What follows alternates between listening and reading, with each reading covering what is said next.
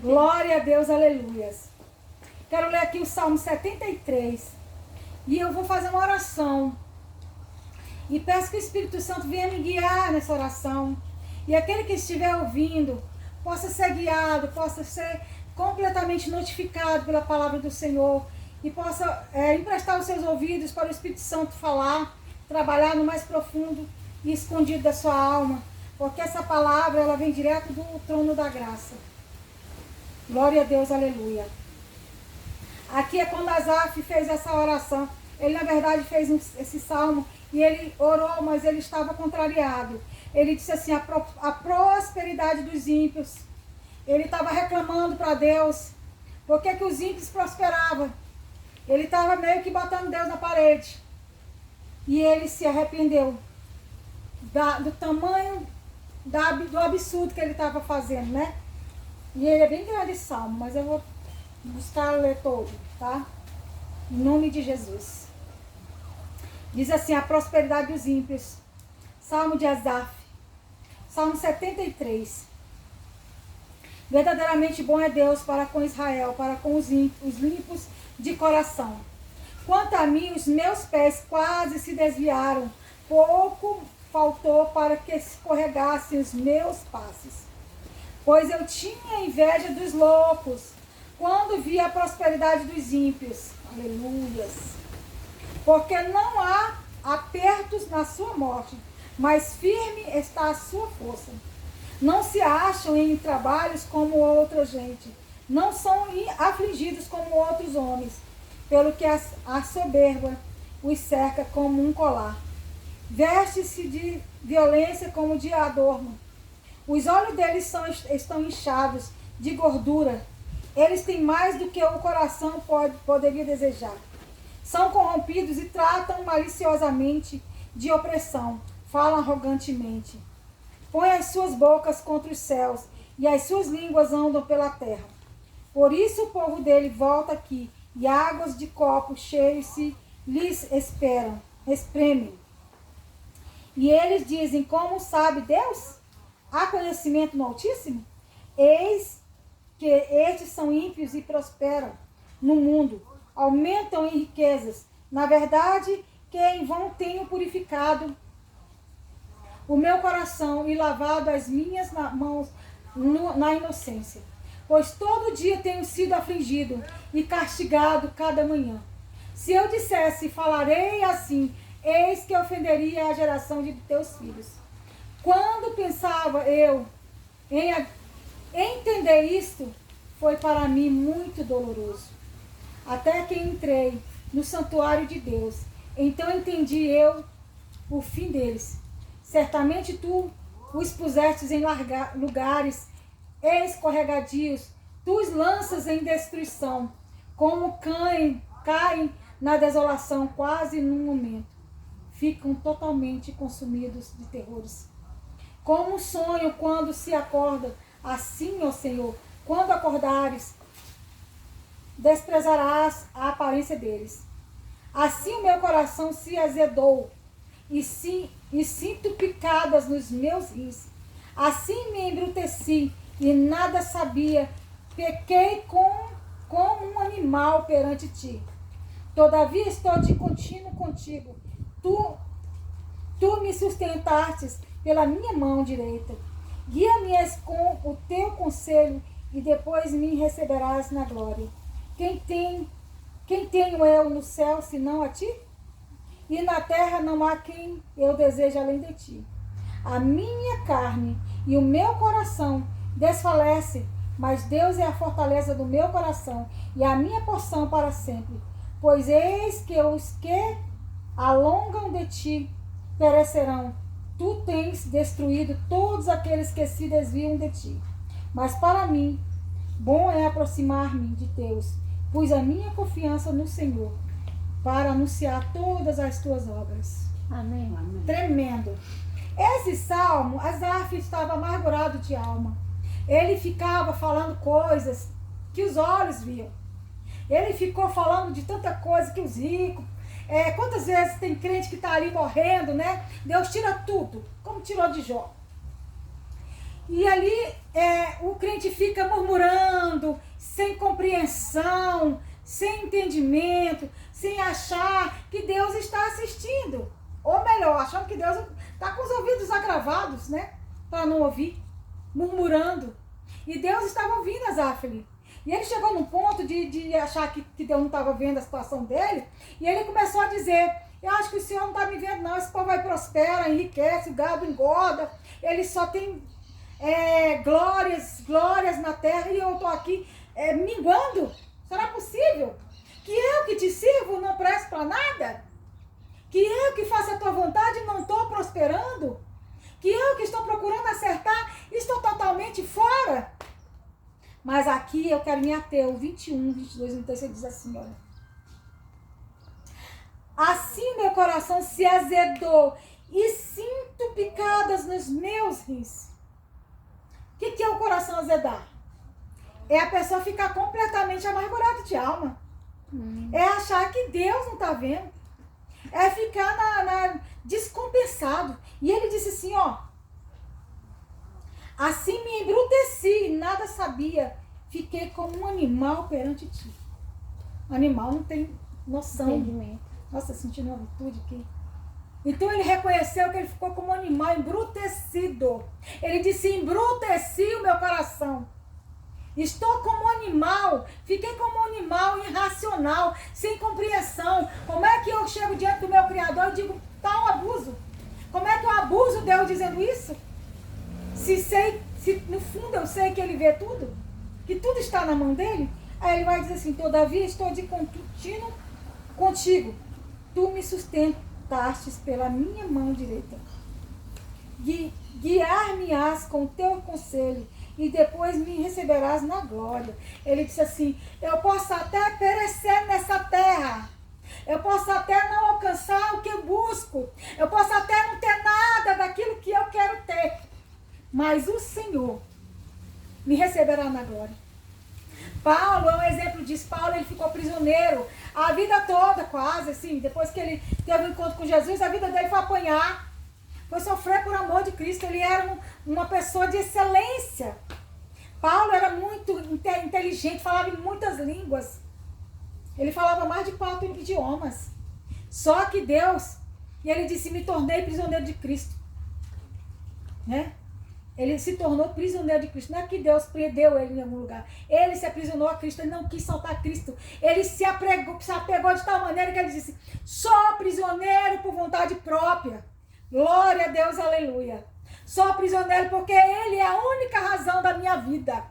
E ele perseguia os crentes, matava tudo que era crente. Ele detestava, porque ele entendia que os crentes eram tudo maluco, que eram pessoas que faziam confusão, arruaceiros. E Deus foi lá e derrubou Paulo, que a gente sabe da história, né? Em Atos dos Apóstolos, capítulo 8, foi a queda de Paulo, 8 e 9, se eu não me engano, fala, né, que caiu do cavalo, literalmente. Aquela queda do cavalo quer dizer, Deus tirou ele da vida de arrogância, de prepotência, de uma vida miserável, que ele tinha tudo, mas não tinha nada. E o Senhor pegou Paulo e disse, agora, camarada, de perseguidor você vai passar a ser perseguido. De Saulo você será Paulo. Oure, managaço, canta. E é assim que Deus faz com as pessoas, né? É assim que ele fez com Asaf também. Asaf teve que reconhecer que Deus era a única forma de amor e de sobrevivência. Ninguém podia fazer nada se não fosse através do Espírito Santo. Então, quando nós nascemos de novo, verdadeiramente, nós temos que entender aquilo que nós tínhamos no mundo, aquilo que o mundo nos saciava, nos é tirado. Ou Deus arranca a força ou a gente libera. Deus gosta quando a gente libera. Mas quando a gente se apega, se torna ídolo do coração, Deus arrocha e fala, dá aqui, entrega, né? Então Deus, ele é bom, ele é amor, mas ele é fogo consumidor. Né? Então o Senhor diz, pregador de rosas, prega os espinhos também. Fala que nesse buquê de rosa tem espinho. Na roseira tem espinho. O espinho pra quê? Você vai, que rosa linda. Ai! Furou. Aí você diz, vou pensar melhor. O espinho serve pra isso. Pra você pensar melhor. Não vai com tudo não. Vai devagar. Se não tá dando certo por aqui, vai por aqui. É procurar meios de acertar. Eu fico pensando assim, analisando, uma coisa não tem nada a ver com a outra, mas eu faço comparações assim. O cara que... Quem foi que fez mesmo que criou a lâmpada? Olá. Esqueci. Aquele maluco, né? Não é o Weiss, não. Sei lá. Grimbel, sei lá. Não sei. Esses caras aí doidos, né? O cara era maluco pra todo mundo, pra sociedade, mas ele sabia que ele ia conseguir. Todos os inventos extraordinários do mundo foram pessoas que não tinham um pingo de juízo. Todas as pessoas que viam, eles diziam, maluco. Porque o cara estudava tanto para conseguir. Isso chama-se persistência. Persistir. Assim é os conquistadores do céu, gente. São tudo doido. Tem que persistir. Tem que insistir, persistir. Não perder a visão da promessa, se manter firme, equilibrado, sabendo que você vai chegar. Asaf falou isso. Ele disse, eu me embruteci, falei o que não queria, errei pra caramba, falei bobagem, reconheço que eu sou um idiota, reconheço que eu sou um ignorante, um bruto, um bicho qualquer, sem raciocínio. Mas eu sei que eu me manterei na presença do Senhor, porque essa presença, esse caminho, esse alinhamento me leva até Deus, me leva à glória. Então o Senhor nos ensina a viver a glória na terra. Quando chegar lá, nós já estamos treinados. Então aqui é um treinamento. Aqui na terra é um treinamento para nós chegarmos na glória de maneira já equilibrada. O Senhor não está nos dando vida por um motivo claro, é servir. Então, voltando a Paulo, Paulo foi prisioneiro, ele ficou na prisão, quando não era em uma, era em outra. Ele prendia numa cidade, prendia em outra, mas ele não deixou de fazer. E outra coisa, enquanto ele estava preso, ele escrevia. Ele fazia o evangelho chegar nas congregações. Né? Ele formou as 7 igrejas da Ásia. Ele doutrinou em nome de Jesus, ele ensinou, ele direcionava, ele disciplinava, ele usava os missionários, as pessoas que se colocavam na brecha, que era Timóteo, Marcos, Lucas, né? Ele colocou Barnabé, as pessoas que estavam com ele, levando e trazendo a notícia. Então, as pessoas precisam entender que o evangelho precisa ser proclamado. Porque se você não proclama o evangelho, se você não anuncia as boas novas, se você não prega e não cuida dos necessitados, você é omisso. Não estou dando conta nem de mim. Então se ajeita. Porque quando Deus derrubou Paulo do cavalo, ele já preparou Paulo em 3 dias, em 7 dias, Paulo já estava pronto para pagar um preço pelo evangelho.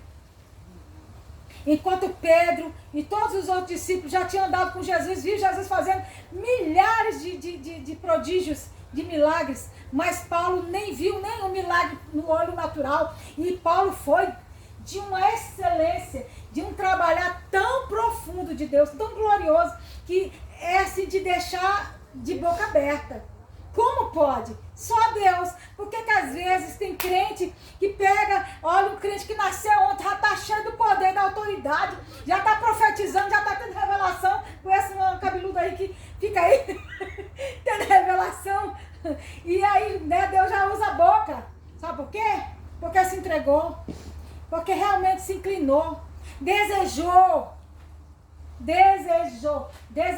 Quando você deseja Jesus, Ele faz. Quando você tem desejo pelo que é do céu, Ele faz. Eu me lembro que quando eu aceitei Jesus, as coisas começaram a se abrir para mim. O mundo já não era um mundo normal. Já existia lacunas diferenciadas que só meus olhos viam. Deus abre os olhos do cego. Gente, cego com relação à cegueira espiritual, não precisa não ver com os olhos, não. O cego é aquele que não enxerga. Não tem um dizer no mundo... O verdadeiro cego é aquele que não quer ver, significa que ele enxerga, mas ele não quer ver ou não pode ver o que está às ocultas, o que está fora do seu alcance. O olhar espiritual, ele é além das fronteiras que teus olhos natural vê. Então Deus, Ele nos capacitou com olho espiritual, ouvido espiritual, boca espiritual, mãos e pés, todos os seus sentidos. Não foi feito apenas para usufruto da terra. Os sentidos, esse veio do céu. Os sentidos vieram do céu. uma ligação poderosa. Quando você tem uma revelação do alto, foram os seus sentidos que capturaram. Quando você tem uma visão do alto, foram os seus sentidos que capturaram. Né? Então, capture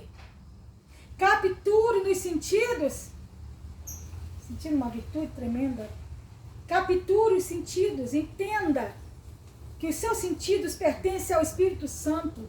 No momento que Jesus subiu ao céu, ele disse, não deixarei vocês órfãos, eu vou para o Pai, mas eu deixarei um consolador, eu deixarei alguém para corrigir vocês, para ensinar vocês o caminho, para vocês não se perderem na caminhada. Eu deixo para vocês algo de mais precioso, eu vou, mas alguém, tanto quanto eu, fica. Que é o próprio Espírito do próprio Jesus, são os três, a Trindade, elas são perfeitas, elas são iguais. Deus deu a Jesus todo o poder e autoridade. Ele deu ao Filho. Sabe quando o pai é muito rico e tem muitos negócios, tem muita coisa, ele treina o filho para poder receber a autoridade daquele pai para ser bom ou melhor ainda. No sentido de, né, executar as funções. Então Deus fez isso. Ele falou assim, filho, você vai, passa todo o processo, mas você tem o direito de dizer que não quer. Mas aquele povo só tem um jeito. Não tem duas opções, só tem uma. É morte de cruz. E a palavra diz que Jesus, no momento, teve alguns momentos terríveis, que Jesus suava gotas de sangue, ele vivo, no monte, ele chegou a dizer, pai, se possível for, ele quer dizer assim, tem outro jeito não, pai, não tem outro jeito não. Aquele momento foi de muita angústia, porque todos os nossos pecados, você sabe que todo o fardo de toda a humanidade estava sobre ele. Mesmo sendo Deus, ele sentiu o pesar da humanidade, os pecados, ele assistiu o mal. Ele presenciou o mal, ele não se envolveu no mal e nem adquiriu maldade alguma em seu coração, mas ele presenciou toda a maldade dos homens. Foi repudiado, rejeitado, ele foi negligenciado, açoitado, sabe? Todas as formas de depreciação ele sofreu. E a gente às vezes só porque olha de cara feia, alguém de cara feia vai falar, não vai com a minha cara. Jesus não se importou com isso não, filho. Jesus não se importou nem com cuspir na cara dele. Chamaram ele de demônio. Ele disse assim, se eu como com os publicanos, diz que eu sou com melão e beberrão. E se eu não como, falam que eu não como, não me misturo. Então o que eu fizer, pode ser bom, pode ser ruim, e vocês vão dizer alguma coisa. Vão ter sempre o que dizer. Então Jesus, ele não deu ouvido, ele não deu atenção. Ele respondeu quando alguém começou a falar. Nesse aí, ó, anda com esse monte de maltrapilho aí, não lava nem as mãos. E Jesus estava lá quietinho, a Maria Madalena chegou, derramou um vaso de alabastro caríssimo, nos perfumes mais caros, né? Era assim que valia para comprar, acho que uma fazenda na época, coisa grande, né? E ela não tinha nem onde reclinar a cabeça, não tinha nem onde morar, ela andava junto com eles. Depois que Jesus libertou Maria Madalena, ela foi lá e derramou todo o mais precioso nos pés de Jesus, chorou e lavou os pés com as lágrimas, derramou o unguento e ainda secou com os cabelos. E aí aqueles homens lá reclamando, será que ele não sabe que ela é prostituta? Será que ele não sabe quem é essa mulher? E ele não falava não, ele só cochichava e pensava, Jesus, como ouve e sabe, conhece o profundo e o escondido, né? Porque com ele mora a luz. Ele disse assim, bando de hipócrita. Essa mulher lavou os meus pés com as lágrimas, secou com seus cabelos, derramou o perfume mais precioso, já me ungiu para o meu sepultamento. Porque eles não entendiam que Jesus precisava ser sepultado. Jesus sabia o dia e a hora. Entendeu? Ele não deixou passar nem um segundo do tempo marcado por Deus e nem faltou um segundo. Foi no dia e a hora perfeita. Quando ele foi para o monte, não foi se esconder, ele foi se preparar. E a gente, né, não se prepara para nada. Então Jesus, ele sabia de tudo. E aí aconteceu o quê? Que o nosso mestre maravilhoso, poderoso, glorioso, simplesmente se preparou para a hora. Mas houve um momento que ele disse: Pai, se possível for, tira de mim esse cálice, afasta de mim esse cálice. Quer dizer, não tem outro jeito não do Senhor resgatar esse povo? Está doendo, Pai. Foi o choro de um filho para o pai. Mas na mesma hora ele se lembrou. O pai nem respondeu. Ele é ligado no pai, né? Ele sentiu. Se eu não fizer, quem vai fazer? E ele resistiu e disse: vamos até o fim. Na cruz ele tornou a dizer: Pai, Eloí, Eloí, lama sabachthani, né? Ele disse: Pai, Pai, por que me desamparaste? Naquela hora a Bíblia diz, de calabaço, de cântaro, Emanuel, que aconteceu coisas terríveis. O céu escureceu, o sol se escureceu às 3 horas da tarde. O sol mais quente que isso aqui, se escureceu. A terra tremeu. Jesus foi abandonado por alguns instantes. Deus virou seu rosto para não olhar seu filho sendo crucificado. Por um povo medíocre, um povo ordinário, que não reconhece que o Pai já pagou um preço. Um povo que não tem onde cair morto, por dizendo, se alguém me enterrar. Sabe? Então assim, nós temos que parar de ser ordinários. Parar de ser pessoas ignorantes, embrutecidas, sem compreensão e ainda cobra a Deus daquilo que não é direito. Nós temos que entender que Ele já pagou um preço, já está escrito sua história, seus dias estão contados, dia e hora está contado, como Jesus foi sabido o dia e da hora, do tempo certinho que Ele precisava ser crucificado. Até a hora estava marcada. Então o véu do templo se rasgou no momento que Jesus expirou. O templo tremeu, a terra rachou, o céu se escureceu, o sol escureceu, tudo, o dia se fez noite, e tão terrível que foi, que dia terrível foi aquele que Jesus se entregou. E o povo medíocre, com seu entendimento embrutecido, não para refletir, para analisar que nós não temos nada, não podemos nada, não somos nada. Jesus é tudo. Então, quando às vezes eu falo assim, quer aceitar Jesus? Ah, não sei, vou pensar. Olha, é porque não pode espancar uma pessoa dessa. Mas vontade dá. Não é por força nem por violência também. Mas dá vontade de dizer algumas coisas assim mais, né, mais dura. Mas eu sei que eu também já recusei Jesus quando eu não tinha um entendimento. Então eu tenho que entender que todo mundo tem seu prazo. Mas não demore, porque está chegando o dia da porta da graça se fechar. Sabe o que significa? Quando a porta da graça se fechar, que as igrejas se fecharem, que não tiver mais para onde correr, ninguém vai correr atrás de você para pregar para você. Todo mundo vai correr para si. Então vamos acordar. É um alerta. Corra atrás de Jesus. Abra a porta quando ele bater. Ele disse, se eu chegar e bater na porta, não endureça o seu coração. Abra. A porta do seu coração. Abra. Deixa Jesus entrar. Deixa Jesus passar, entrar, ceiar com você, te ensinar as maravilhas que o céu oferece, que os olhos não viram, que o coração não sentiu, que os pés não, as mãos não tocaram, que os pés não pisaram. É o céu.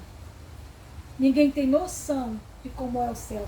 Só temos a sensação que o céu é maravilhoso, é eterno, eternidade, só no céu. Porque se você for para o inferno, seu espírito é eterno. Não tem. Tem duas opções, céu e inferno. Não tem terceira opção, não. Não tem terceira opção. Não existe purgatório. Não existe espera. Morreu, fechou os olhos, acabou. O julgamento vai ser só para dizer para que lado você vai. Mas já está escrito. Ou você tem o nome escrito no livro da vida, ou então, adeus. Amém? Glória a Deus.